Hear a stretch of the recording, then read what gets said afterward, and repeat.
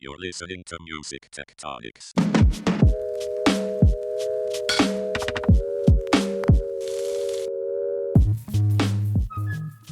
Welcome back to Music Tectonics, where we go beneath the surface of music and tech. I'm your host, Dmitri, the CEO and founder of Rock, Paper, Scissors, the PR and marketing firm that specializes in music innovation.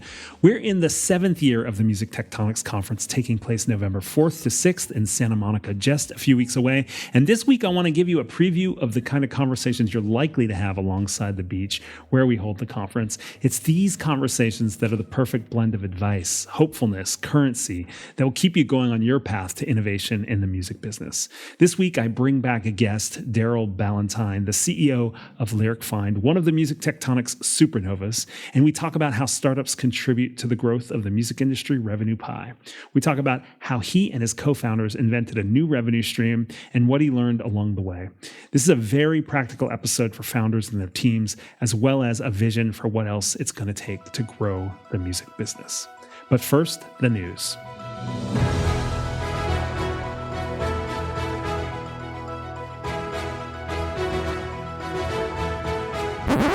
Rock, paper, scanner.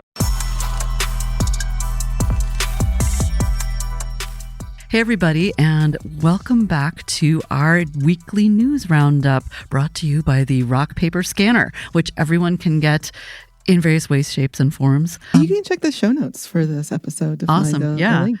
Yeah, basically it is a curated list of exciting happenings in the music innovation, music tech, music business space. And today, this is Tristra Nuyerjager, the chief writer and strategist at Rock, Paper, Scissors. And I am joined not by Dmitri this week, but by the amazing Eleanor Rust, who is our director of marketing at Rock, Paper, Scissors. Hello. I'm so glad to be in the podcast room with you, Tristra. I know, yeah. So we're here together in our palatial podcast estate.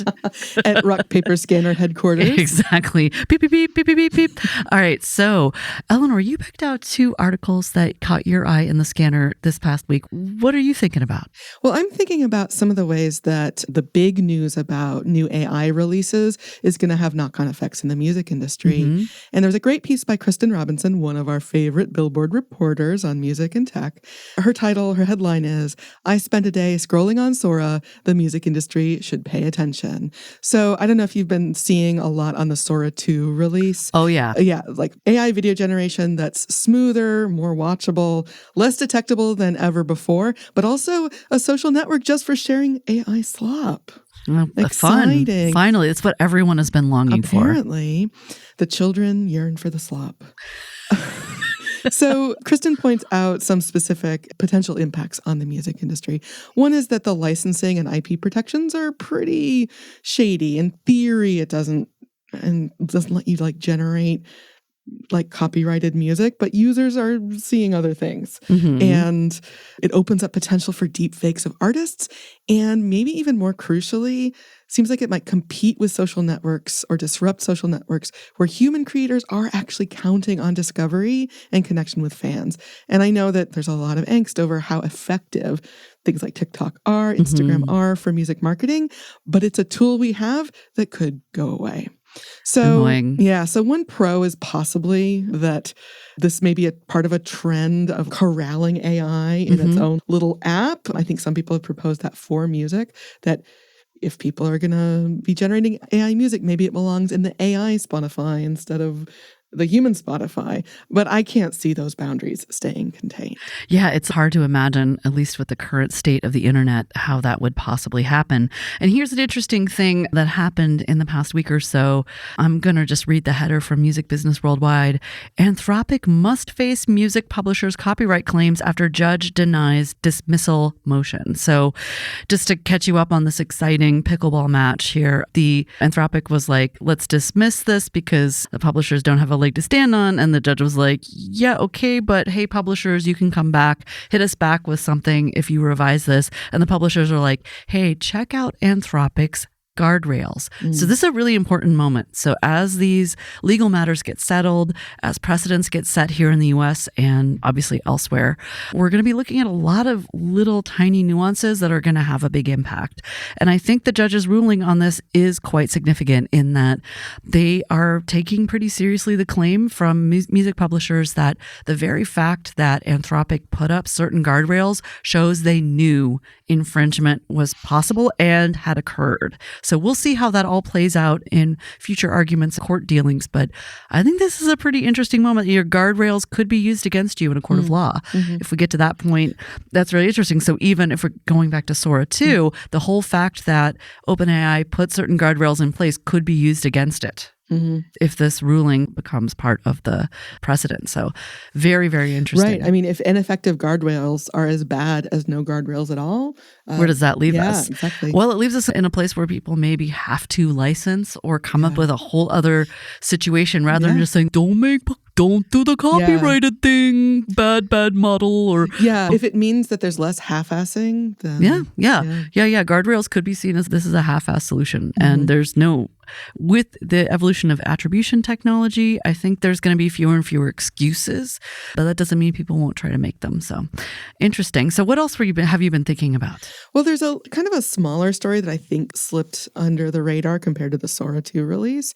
And that's that OpenAI released or at least announced a new apps SDK that lets you connect your Spotify and Canva accounts to ChatGPT. Interesting. Yeah. So it means that you can be chatting with ChatGPT and have it do things in Spotify and Canva. An example that they give is you can, if your prompt is Spotify, make a playlist for my party this Friday, it'll give you recommendations. Now, initially reports said it would actually create a playlist for you, but now it's a little bit vague. When working with Spotify, ChatGPT can make recommendations based on a mood, theme, or a topic. But obviously that's where OpenAI wants to head, right? Is that we're more and more agentic AI, as they call it, basically AI tools that will complete whole actions with limited human intervention. You give it a prompt and it gets you something. Yep. One of our favorite internet commentators, Ryan Broderick of Garbage Day. Love you, Ryan. Yeah. He predicted that agentic AI will make it really hard for humans to actually buy anything worthwhile online. We're already struggling, at least I am,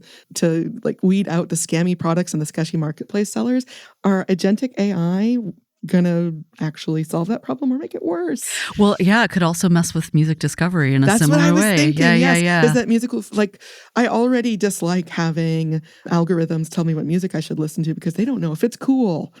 Humans know if it's cool. Well, and the thing, hey, guess what though, Eleanor? So far, some of the best, despite what some of the bigger AI companies want you to believe, the best results for agents has running around the 50%, right? Or even I've seen some for really specific, really basic things at 75%. So they're probably going to mess it up anyway. And you might, through the magic of a sheer coincidence, find some really cool music because the AI has no clue what it's doing. So it's more like gambling than ever. I love it. Yeah. I love it. Yeah, that's all we need. So another gamble comes this past week from Suno. Music Ally summarized a Billboard report pretty effectively. The header is Suno wants judge to throw out label's lawsuit, YouTube changes. Well, I'm sorry, that wasn't. Hi, I swear I'm human with that sentence. And Stu, we love you, Stu. We all know it's hard. It's hard being Stuart Dredge of Music Ally. Man is a very prolific writer of excellent quality. So anyway, Suno went back to the RIAA and some other the labels have basically gotten together and said, hey, you cannot scrape YouTube and use that stuff. And Suno is coming back saying, but access. And this all flows back to our favorite piece of legislation here in the music industry world, right? The DMCA. And that has led to so many complicated and weird things that people in the music business have to do to manage content online. And this Suno seems to be trying to poke another weird hole in the DMCA by saying because it is accessible, we may scrape it, and that is fair use. And the labels are saying, no, that's not how it works. And so this argument will clearly play out in the future in court as well. So we'll find out about guardrails. We're going to find out about whether just having access to something qualifies it for a fair use loophole. Yeah, which that doesn't seem like it would make much sense. Maybe there's some subtlety there, and lawyers, please holler at me and help me understand your arcane and beautiful legal world. But that to me seems like a really weird argument to make. Yeah. If other commercial entities can't use other YouTube channels, creators, or cannot use that copyrighted material without the appropriate license or without monetizing correctly, why are AI scraping bots any different? Yeah, so like I can go and scrape all sorts of trademarked labels, right? Like logos and brand marks, because those are all, I can access those online. Mm-hmm. Yeah, so just go for it. Yeah, it really seems to seek to expand fair use to anything. Yeah. If you can see it, scrape it, it's yours. That feels like, I don't know, slippery slopes, chilling effects, all the legal. Yeah, all sorts of weird, and I would be curious if that flies. But and again, lawyers out there, if there's some part we've missed, I want to know about it. I do. Yeah, I really want a smart lawyer to tell us to help us navigate some of this soap opera drama. Yeah, right? law explain us, please. Well, I think that's about enough news and enough law pickleball around AI and copyright that I can take for this week. You know what? There will be more next week. I promise you. And thanks for taking me down that legal rabbit hole. I'm always a pleasure. And Eleanor, if people want to have more interesting, exciting conversations around AI, law, music, the creator economy, et cetera, I think they should join us in Santa Monica in early November. That's right. Both of us are going to be there in Santa Monica at the Music Tectonics Conference, November 4th through 6th. If you've been listening to this podcast, you've heard a little bit about just this a little bit, just here and there. And we try not to program the conference all around the buzzwords, but AI is no longer a buzzword. AI is, as we've discussed, having major ramifications on the industry now and in the future. There's going to be some fantastic panels on building a fairer future for the music industry with AI, empowering artists in the age of AI, and just about helping the music industry thrive, whether that's through tech tools that open up new arenas for like monetization, for protecting name, image, and likeness, but also tweaking up the plumbing for the existing music industry's systems. So it's going to be great. I mean, what more do we need to say? Yeah. And beachside. So come join us. Beachside music innovation. I can't wait to see all our Music Tectonics friends again. Yeah, it's been a while since I've seen my buddies, so looking forward to seeing y'all. All right, thanks so much. Meeting of hearts. There we go. Yeah. There we go. Well, thank you so much, Eleanor, for joining me on this little roundup here. Thank you. Now for our feature interview.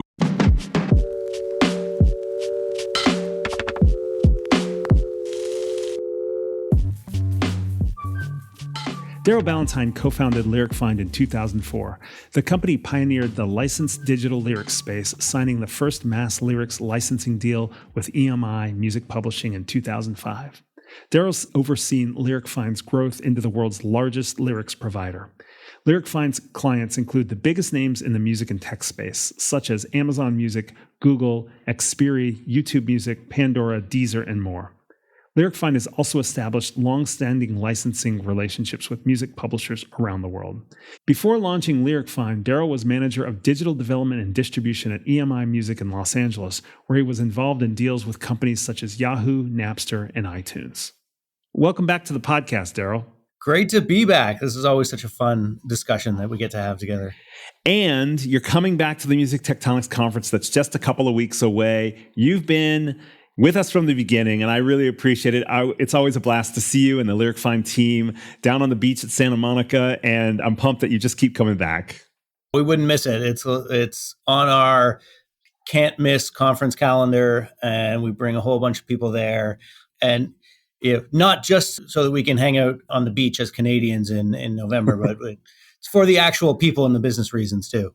Awesome. Appreciate that. Well, I am really interested to talk to you. I have something on my mind that I would really love to explore with you. I mean, anyone with a few years of working in the music industry under their belt realizes that the business model is confusing at best.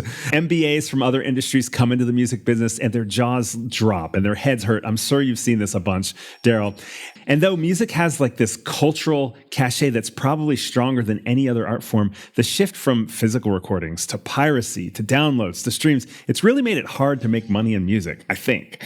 So the golden egg of music is, how can we get the dollar value of music back up to the amount people actually value music? So Darryl, I thought I would ask you. You're one of my veteran startup founders that's been successful, that I can watch what's going on in the industry and scan the horizon. Why is music so devalued? And what do you think it'll take to change that?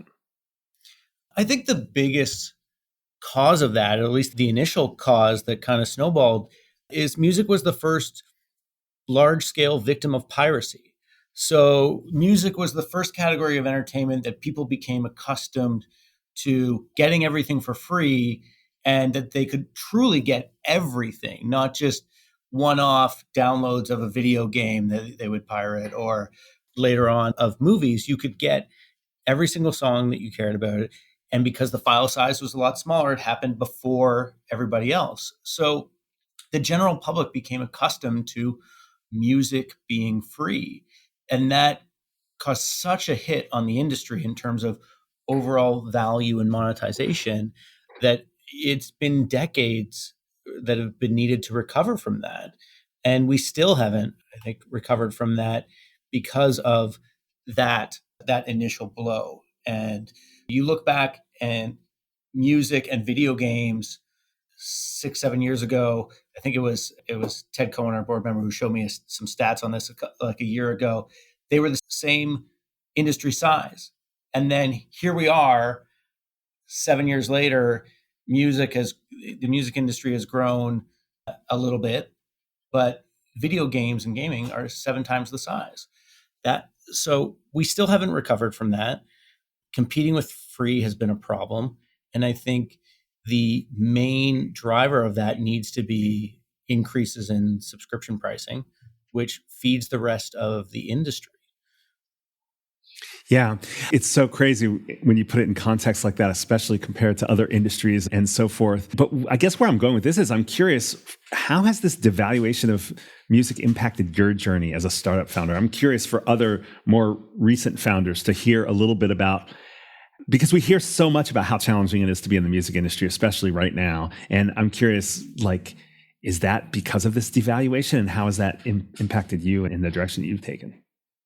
Yeah, absolutely. I mean, the short answer is there isn't enough margin and money to go around to all the other services. So for us, when we're trying to sell lyric services to a DSP and they're operating either on razor thin profit margins if they're lucky, or at a loss, it's very hard to say you should spend more money, lose more money to add this additional feature. But if the prices were higher and the margins were then even the same, but more higher in terms of gross dollar value, then there's more of that money that's available, not just to someone like us, but to all the other services out there that are feeding the ecosystem. And artists and labels get paid more, so they buy more services. The DSPs have more profitability, so they're going to improve the service and add additional features in. Royalties are being fed into digital distributors and other service companies that work off of that industry. So it really is feeding point of the industry is, what are people paying for the actual music, and how does that money get shared? So for any startup that's coming in right now, they're trying to get their piece of that thin margin. And I'll caveat to say it's better now than it was 20 years ago. I mean, the industry has certainly improved and moved into fair models. But if music had grown at the same rate as video games, for example, and the ARPU was 7 times what it was, and profit margins were 7 times what they are now, imagine the services and startups that could flourish with that additional capital in the industry. That would be great. maybe we're heading that direction. I feel like that's what a lot of the music tectonics conversation is like, how do we grow it for everybody? And that's why I wanted to have this conversation with you. And your co-founder, Mo, started LyricFind because you wanted to make a lyric website while in college. But you quickly realized there was no way to license lyrics at the time. And if you've heard Darryl on the past Music Tectonics podcast, you know some of this story. So Darryl, you ended up building this entire infrastructure for licensing lyrics from publishers and giving websites and streaming services and tech platforms a way to display lyrics and pay royalties to rights holders. And in a way, as a result of doing that, it's like following the path of this challenge, of this simple thing you wanted to do, you changed how revenue operates in the industry. I'm curious, like, at what point did you realize that you were inventing a new revenue stream for the music industry? Because in a way, like, you're solving your own problem as a startup of coming up with a business model or a product market fit. But in doing so, you also created this new revenue stream. So how and when did you realize that's what was happening? I think we realized as soon as we started talking to publishers and the blank looks that we got from them when we said that we wanted to license everything in their catalog, not just one lyric or a couple lyrics for a book. That was kind of this is foreign. This is not something that has been done before kind of moment. So we have to create this business model and create this little piece of the industry. And fortunately, because we had tried to set up a regular lyric website, we knew a bit about the economics, so we knew what could work. But it certainly was a challenge to educate the rights holders that there was a market here and that it was worth investing their time in to create a license for and build it out with us. But it was something that just to us made logical sense. We knew some of the economics of the industry. We knew that if we tried to get a license under traditional models, that was impossible. It was an administrative nightmare. So very early on in the process, we knew that we had something there. If you had asked me back then, if we're talking 25 years from now, what do you envision it to be? It wouldn't have been this, but we knew that there was a basis there for some sort of a sustainable business that delivered value to all sides. It's interesting. What did I have? I had records and then cassettes and then lots of CDs. By the time I was in high school, college, it was all about CDs.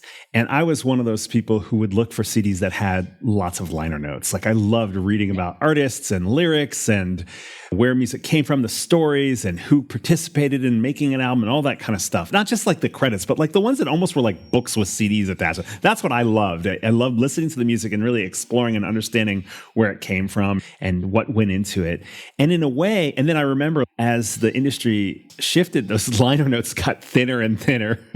I know they got thick during the CD era because there were cassettes that had barely anything. They had a track listing. Yeah. There was vinyl that barely had anything. But there were some CDs that got, like, it was part of the experience. And that was so exciting and fun for me as a young person. One of those double albums where they had so much more physical space to put a bigger booklet in. Yeah, exactly. Amazing. And artwork, sometimes it would be an art piece as well. It's super cool. And obviously, there's still some vinyl that works that way too. But in a way, you were getting lyrics for free in those liner notes, or it was covered in the cost of the album. And so when things got fragmented into streaming and social listening and free stuff and YouTube and all this stuff, you couldn't even find the lyrics anywhere, let alone build it into the cost of something. So in a way, it's like, when at the beginning of this conversation, we're talking about the devaluation of music through piracy, there was also this fragmentation that just happened going from physical to digital. So even if you go to paid streaming services, there's still this missing element. So in a way, you almost brought back the ability to charge for lyrics, which is kind of interesting. Yeah, well, to be fair to the user, the vast majority of the cases now, the lyrics still feel free. They're not paying extra for it within the service. It's like buying that CD and getting them in there because there isn't a specific lyric-based charge. It's part of the DSP, or it's part of the rest of the product, or they're getting it from a website that is just ad supported. Mm-hmm. So they're just paying with attention. But yeah, everything had to transition to digital, and there had to be some sort of replacement for that. And now we finally started replacing a lot of the other liner notes and credits that are in there to give credit where credit is due for all of the performers and everybody else on those albums and songs. So it's taken us a long time as an industry to replace all of that. All right. Well, we've talked about putting Humpty Dumpty back together again with lyrics being part of what's monetized. We have to take a quick break, Darryl, but when we come back, I want to know how big that revenue stream is. We'll be right back. Why should your startup attend the Music Tectonics conference? First, the networking. This conference is designed with time, space, and atmosphere to help you truly connect. We're talking real conversations, not rushed introductions. Second, getting business done. Every year, startups meet new partners, clients, and even investors. With built-in breaks and casual hangouts, Music Tectonics gives you the space to build relationships outside of panels and keynotes. And third, leveling up. The third day of the conference is all about startups. Programming and networking are designed specifically to help you move to the next phase of your business. Whether you're raising, scaling, or launching something bold, Music Tectonics is where innovation meets opportunity. All right, we're back, Darryl, and this has been really interesting going from talking about kind of the devaluation of music, the emergence of new revenue streams like when LyricFind was started and how you just kept pulling on that thread to realize there was a possible path forward and you've basically gotten there. What I'm curious about, and we haven't even gotten into all the different types of services that LyricFind offers, which maybe we should get into a little bit, but can you talk about how big a revenue stream this is with monetizing lyrics? Yeah, I mean, it's certainly a lot bigger than we expected it to be when we were first getting started. I can say that for sure. But there are a lot of components to it. There's licensing that we do. There's licensing that our competitors do. There's direct licensing that the major publishers will do that then we then facilitate to provide the data and the royalty administration. So it's hard to say an exact number of what the size of the market is because we're not necessarily privy to all of those deals. But you certainly with confidence, it's comfortably into 9 figures a year that is being paid for lyrics and synchronization in that. So it's become a meaningful revenue stream for publishers and songwriters. When David Israelite does the NMPA annual general meeting at the end of every year and reports on all the different revenue, there's only a few line items in that report. And of the 5 or 6 line items that are there, lyrics are one of them. Wow. And every time I see that, it just warms my heart. But it's a small but meaningful piece of the overall revenue for publishers and songwriters. And it just keeps getting bigger and bigger as digital music grows and more uses of the content come alive. This is literally why I wanted to have you on the podcast again this year and at the conference, because we started off talking about devaluation of music and how it's been decades coming in. And then you mentioned how hard that can be for startups. If there's less money out there, it just makes it hard to add new types of services and products that use music and figure that out. There's just not that much of pie to go around. And in a way, I love the LyricFind model as a solution for startups who are in that position and simultaneously growing the pie for everybody. Basically, if you're a startup in the music tech space and you're trying to figure out how do I fund this, what's my business model, et cetera, if you figure out how to create a new revenue stream, everybody's going to support it. Fans are going to support it. Labels, publishers, managers, artists, everybody in the value chain is going to say, oh, this is valuable enough to pay for. This is something that IP can now generate as a result. It's a win-win-win-win. And I'm really curious through this, since you've been following along, and I'm sure you track other startups, both because they're potential users of LyricFind services and because they're following in your path in a lot of ways, in your footsteps. What other companies have you seen emerge and through this similar kind of startup evolution have gone on to help the music industry's bottom line go up by inventing a new revenue stream the way you did? I'm curious about other categories that aren't lyrics. Have you ever come across anything? Yeah, absolutely. And those are my favorite kind of companies to work with or to meet, where people see something that is of value that people will pay for and can create it. And you're not cannibalizing another business. You're creating something that is net new.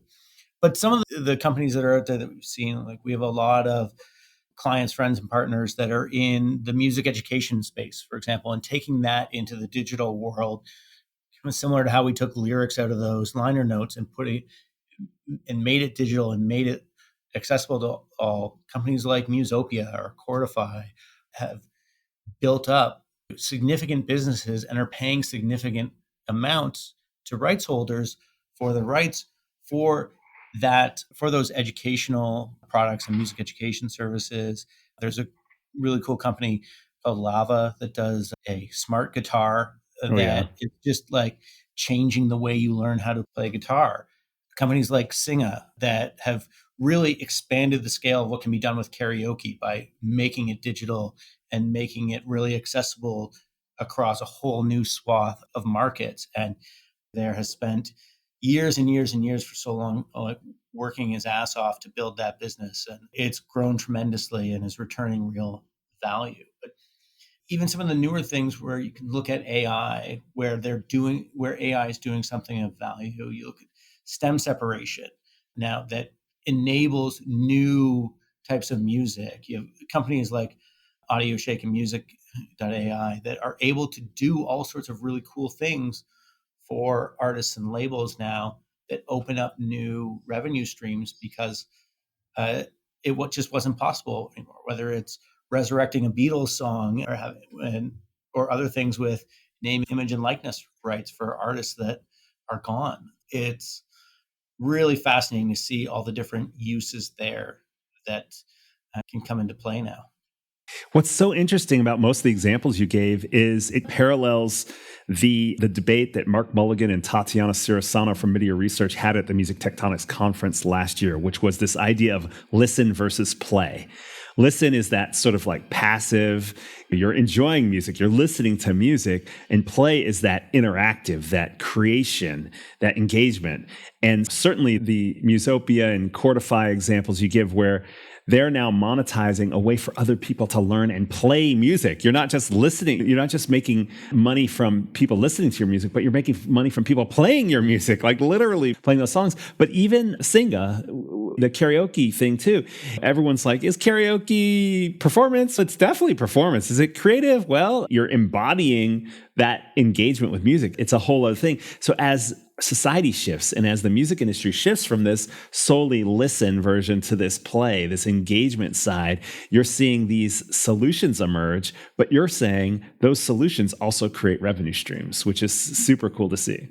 Yeah. And I think for the most part, we've solved the listen part, right? Subscription streaming services that have everything available that you want. There isn't a revolution coming there. The changes are going to be incremental feature changes. They're going to be price increases to add a lot of value but the new business models, the new product verticals are going to be in that play category of what else can you do for the consumer? And then what else can you do for the artists and labels and like those label services type of areas that can create more healthy businesses in the market?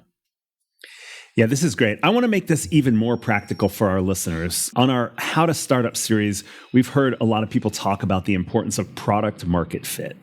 And given the context of music's messy business model that we've been talking about quite a bit this episode, this seems especially tricky. People aren't used to paying for music or aren't used to paying very much. You talked about comparing with video games. You can compare with sports versus music. You just see like a different opening of the wallet in those categories. Is there a relationship between music startups finding product market fit and adding the kind of value we're talking about in the industry that increases total industry revenue? Absolutely. If you don't have product market fit, the only revenue that you're increasing is that of bankers and lawyers and maybe some advances to rights holders, right? But it's not something that is going to move the needle on any sort of long-term basis or health of the industry situation. So one of the things it makes me feel old to say this, my decades in the industry that we keep seeing is a lot of startups that come out there doing something cool that nobody will pay for. Right? Yeah. Whether it's a listening experience that is just so niche that You're not going to get somebody to pay more than they pay for Spotify for a subset of the catalog. Or a feature a classic example of that would be all these recommendation engines that came out 15 years ago that were trying to get people to buy more music, that there was such a tiny margin from an incremental sale, and nothing was meaningfully better than people who bought this also bought that in terms of recommendations. That all these companies tried to build businesses out of building a better recommendation engine, but there's no money there available for people to pay for them. And it's a challenge, partly because of the margin issues that we talked about earlier, but finding that product market fit requires people to be willing to pay for it by definition. And I think a lot of people don't ask enough, is this something that people will actually pay for? Not that they will use, but that somebody will actually pay for. And if you're trying to build something that is a business that's based on advertising, so you are focused on that use, is it something that they're going to use a lot to be able to have a critical mass and scale of that advertising? So it's very difficult to find, especially in the music industry. In some ways, I'm the worst person to answer that too, because we just kept stubbornly going forward. And I think in a lot of ways, we got lucky that the industry caught up to what we thought, and we managed to survive long enough to do that. But I always say that there's a fine line between clairvoyance and stupidity, and we were right along that line. That's a really interesting point, because I've seen that a lot with startups, where you may be ahead of the curve of where the industry is going, but you have to live through it, right? You have to figure out how to live off the fumes of whatever's left in the tank. And you've talked about that on past podcasts as well. I guess I would ask, let's try to make this even more insightful for any founders listening. What challenges should startups watch out for in finding product market fit? And more specifically, how do you know when to pivot or even stop versus pushing through, based on your lessons learned? Well, based on my lessons learned, I probably can't answer the second half of that. But one of the things to watch out for is just living in an echo chamber of friends and family and not facing the tough questions.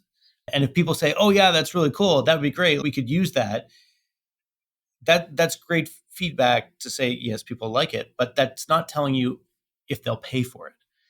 And as you get to know people in the industry, find the people that will be honest. Find the people that are critical of what you're doing to get that negative feedback, so you know what the problems are and you can address them. Early on, my stepmother was the most critical person of my business plans and everything that we did. And she forced me to answer all the hard questions that I didn't want to be asked, but she did ask them. And that made us think about all the things in the business that we needed to in order to survive. So find that person that will be critical of everything, and find the people who will actually pay for what you're trying to do. Because if you just talk to your friends and family and people who don't want to tell you that your idea is terrible or that nobody is going to pay for it, you're going to spend a lot of time chasing a squirrel that you will never catch. So look for a step family member is the answer. Yeah. Someone who has enough distance to say, I'm willing to insult you by criticizing it. I don't think my stepfather ever criticized, but my stepmother, she's the one in the family with the MBA and a really strong business mind. So that's what you're really looking for. Yeah. It was my fear of handing her a copy of the business plan to look at. Yeah. Well, and you said you might not be able to get advice on knowing when to pivot versus pushing through, because you already did. You stuck with it longer than most people would have, and you pushed through, and then you got the payoff by having a successful business. Let's say you're on to your next business. Maybe somebody comes and swoops in and buys LyricFind at some point, and you're like, okay, now I have my next business. Do you think you would not wait as long? Do you think you'd pivot faster? Probably, yeah.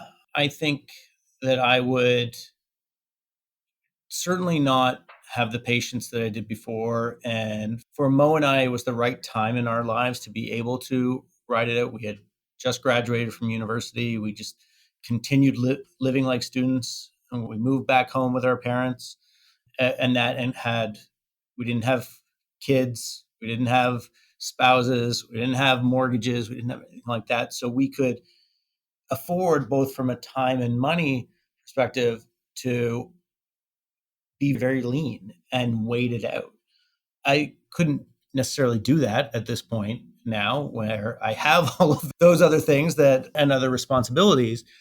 But I think you have to look at things more critically when you can. And certainly there was a bit of stupidity maybe in sticking with it then.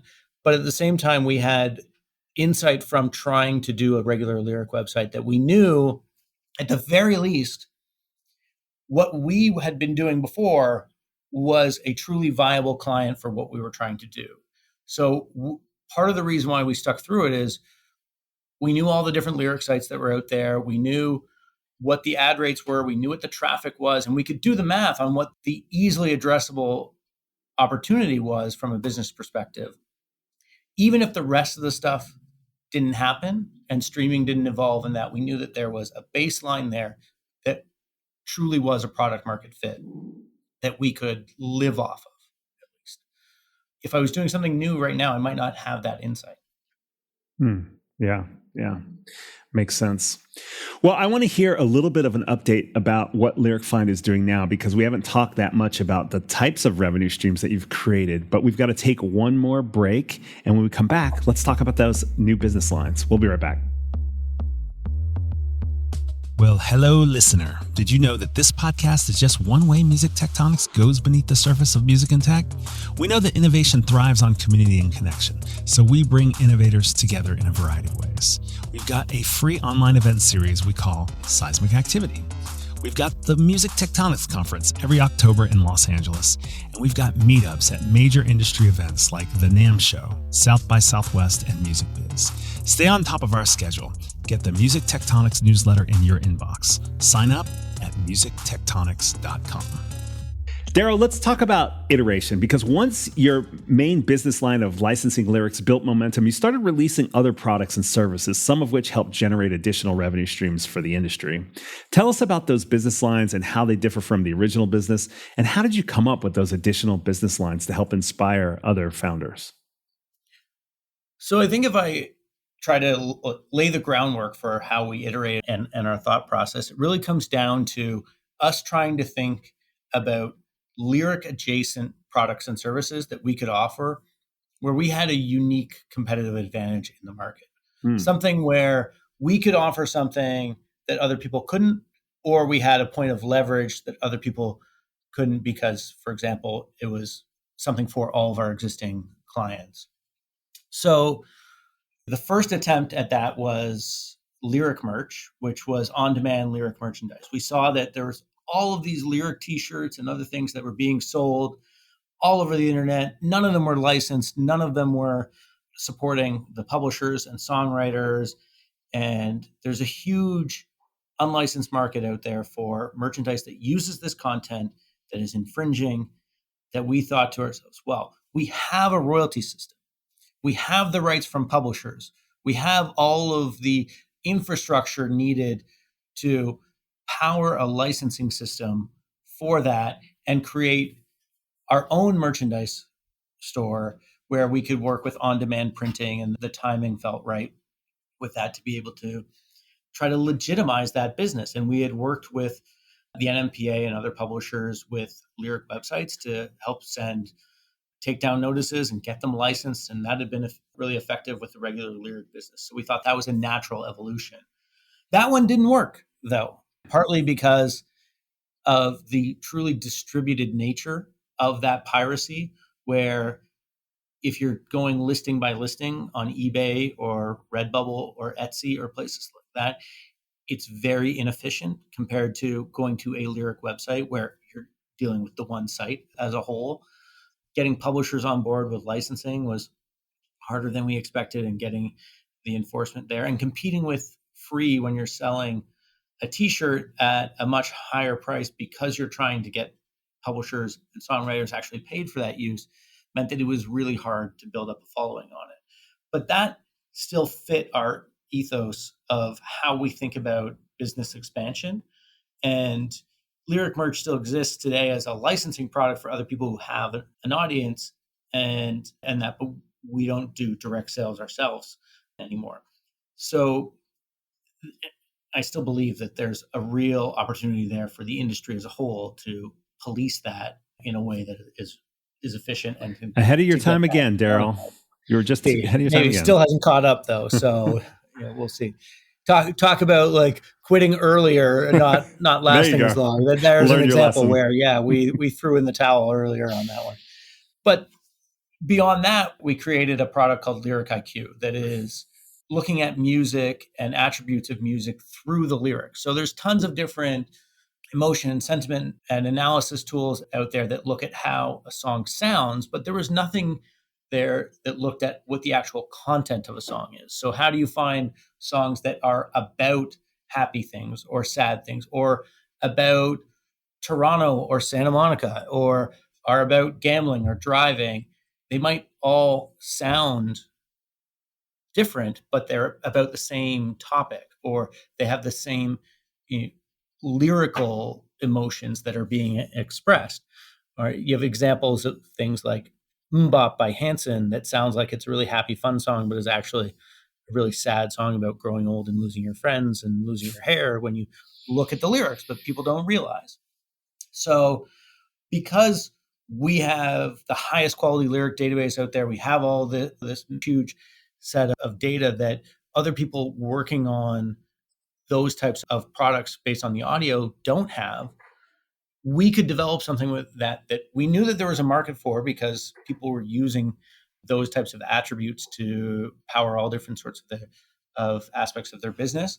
And we knew that we were uniquely positioned to do that. So now people use Lyric IQ for content filtration for kid-friendly services, for playlisting and recommendations and health and fitness and in-store music, or we're building it into automotive implementations to make kid-friendly listening experiences in the car. We do that.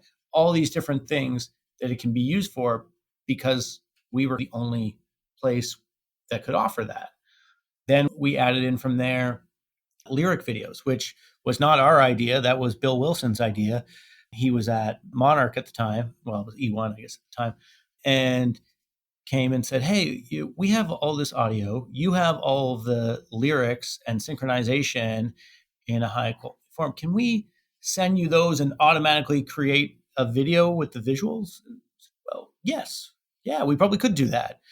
And then one thing led to another, and that led to us creating a ton of lyric videos for them and others. And that led us to acquiring Rotor Videos to do all sorts of other video types. And even with the Rotor Videos acquisition, we looked at their strategy and their goal of integrating into digital distributors. They were having a tough time with that because they didn't have the right context necessarily, or the ways to experience integrating with digital distributors, but they were all already our partners.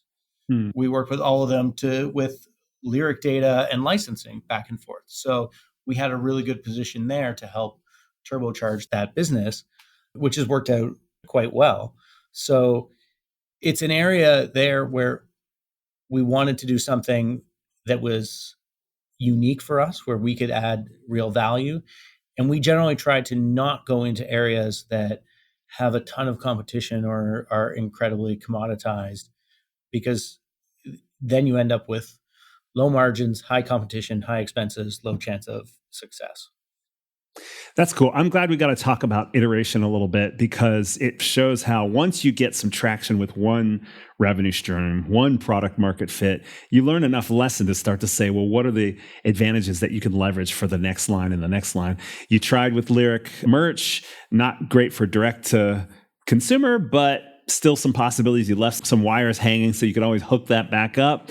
You got the sentiment analysis, some of the emotional metadata that allows you to do additional things with lyrics like safety rating or curation or other things around lyrics that wasn't available without that analysis and insight. You got the video generation of videos for lyric videos at scale to help another type of rights holder, a record label rather than a publisher, do something there. Gives you a kind of another way to engage with lyric engagement almost more directly in some respects, since that video just gets viewed directly by fans as well. And really interesting to hear a little bit about that Rotor video acquisition as well, given some existing leverage you have, relationships that already exist to help do those partnerships with distributors. So I think that's really helpful to hear about those additional business lines with this concept of building your business while also building new revenue streams for the industry. Super interesting that you've been able to follow that along. That's been like, along with some patience, been one of your secret sauce to succeeding as a startup in an industry that doesn't have a lot of revenue or a lot of extra money lying around. And I love this about talking to you every year or so and having you at the conference. I know at the conference, we're talking about a panel that you're going to do about what startups can do when they hit an existential crisis. And so your generosity with sharing what you've learned as a founder to other startups and others in the music tech space is awesome. And so you become like a great case study for us to learn from. And we've had you on the podcast multiple times. Now, since the last time you were on, you are part of a lawsuit. It would be weird if we didn't at least talk about it. Why did you enter into this lawsuit? What's the status of the suit? And what can other founders take away from this?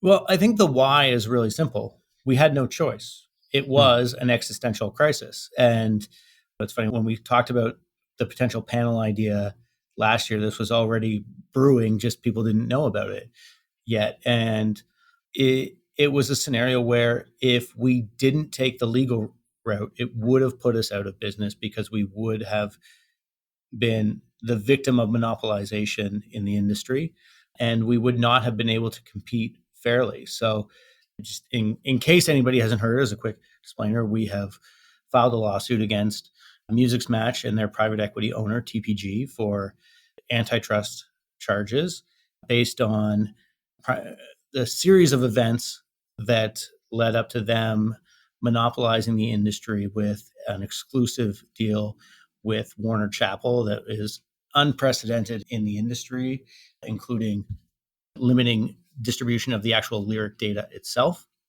So if we weren't able to offer those services, we could not compete. It caused us to lose the deal with Spotify at the time. And it would have, if it continues indefinitely, put us out of business. There would be no clients left for us, because if you're missing 30% of all streams in terms of coverage and 60 plus songs out of the top 100, you're not going to choose a service that can't fill those gaps.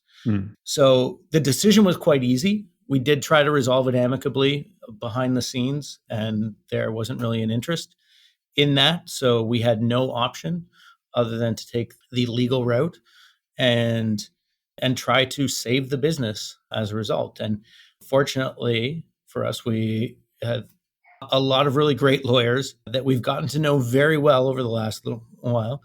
And recently, the judge declined to dismiss the claims in the motion to dismiss phase. That was just a few weeks ago. That decision came out. So the charges are going forward. The lawsuit is going forward. And obviously, that's a big phase there. And we're getting into all the discovery where we have a pretty good idea of what we're going to find there, because we already know a fair bit, but we'll have all the documents to prove it now. And we want to be able to restore competitive balance in the lyrics industry, as well as create a warning for anybody who tries to do this in other industries. If this can happen to us, it can happen to other aspects of the business. If you can restrict the distribution of lyric data, then you can restrict the distribution of album art or the audio files themselves if you don't have publishing rights, for example. And that's not something that the digital music supply chain can handle. It would collapse under the legal pressure on that. So Fortunately, the lawsuit is going very well. We've had a resounding victory at the motion to dismiss phase. It takes a lot of time, it takes a lot of money, it takes a lot of sleepless nights, but we do feel very confident about it and having a clear path forward to restoring competition. But it's one of those things that we never thought we would have to deal with. And we thought after 20 plus years that we had stability and we didn't have that type of existential threat. And we were wrong. Yeah. Well, another phase for you to live through as a founder and a CEO. And I hope it's not giving you too many sleepless nights. And hopefully coming up here soon, we'll hear some good news. Yeah, absolutely. I hope so. And I'm certainly sleeping better lately. That's for sure. I don't want to leave on that note either, because you've brought so much optimism to these conversations, been so generous with your thoughts and insights for other founders and creators and execs in the music innovation space. And I'd love to wrap up by asking you, what gives you hope and excitement for the future of the music business, especially as we're just about to walk into Santa Monica and join each other at the Music Tectonics Conference? Yeah. So one of those things is actually price increases, right? That we talked about earlier, because now it seems that the DSPs are getting into a regular cycle of price increases, which have not affected subscription levels. So we're seeing that there is room in the pricing for DSPs to charge more, pay more to rights holders, and create more of a margin to allow additional businesses to flourish in the industry. So that gives me a huge amount of optimism that we can grow this pie so much bigger just from that simple thing, and that the pricing does have room to go up without impacting sales and on the supply demand curves. But also AI gives me a lot of excitement, a lot of fear in other areas, but also a lot of excitement about the possibilities that are there. I think about even things that we can do with it in terms of transcribing and syncing lyrics and translations and making our processes so much more efficient so that we can generate more royalties for songwriters, because we can get a lot more content created and have a lot more availability of it and build out those services. And that's just one of the many uses of it that are truly practical. Some of the uses are a little bit more predatory or cannibalizing existing revenue streams, but something like that, or stem separation, or reviving things like the Beatles song, those are additive to the industry. Those are things that can really make services better and generate more revenue across the board. So I'm excited to see what are the additional new things that AI can help create. Video is one of those aspects too, being able to have more and more video content that is on streaming services or YouTube to make music videos or lyric videos or things like that. It makes it more economical, and therefore it grows the pie significantly. And I think there's a lot more room in label services and other things that are B2B on the back end. I'm starting to see more and more companies that are working on things like that. And I think as the industry grows, then there's more of a market for those types of services. So I think that leads to a really healthy ecosystem when those companies can flourish as well, and you're not just stuck with either antiquated systems or a few players, because there just isn't enough of a pie for more competition to come in. Amazing. Wow, Darryl, this gives me hope and excitement as well. And I just really appreciate how much you are a role model for other startup founders and for anyone that wants to innovate, really keeping your eye on the ball in terms of where the money is, how to do things ethically, how to grow the pie for everybody, and your generosity of just sharing information, being so transparent with your journey and being able to share those insights with other people. It just makes me really excited to see you in a couple of weeks at Music Tectonics. Find out what people's reaction is to your panel. I mean, panels are getting better and better where you're really inspiring other people to do what you've done and add some value to the industry through innovation. So thanks so much for being on the podcast again. And I'm excited to see you soon. Yeah, I'm definitely looking forward to it. I'm looking forward to seeing you and the rest of the Tectonics team in a few weeks and having a great time in the sun. Thanks for listening to Music Tectonics. If you like what you hear, please subscribe on your favorite podcast app. We have new episodes for you every week. Did you know we do free monthly online events that you, our lovely podcast listeners, can join? Find out more at musictectonics.com. And while you're there, look for the latest about our annual conference and sign up for our newsletter to get updates.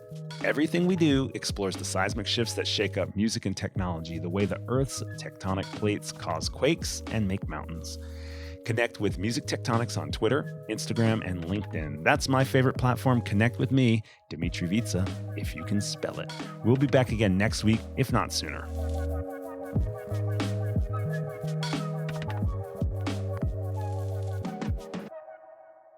You're listening to Music Tectonics.